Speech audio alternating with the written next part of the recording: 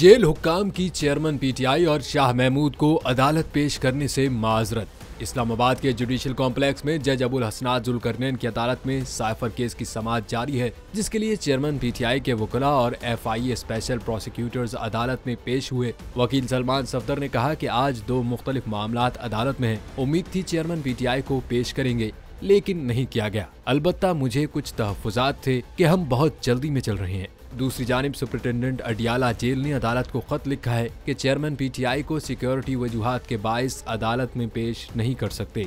Islamabad police को इजाफी security के लिए खत लिखा। बताया गया कि चेयरमैन पीटीआई को संजीदा नौयत के सिक्योरिटी खदशात हैं।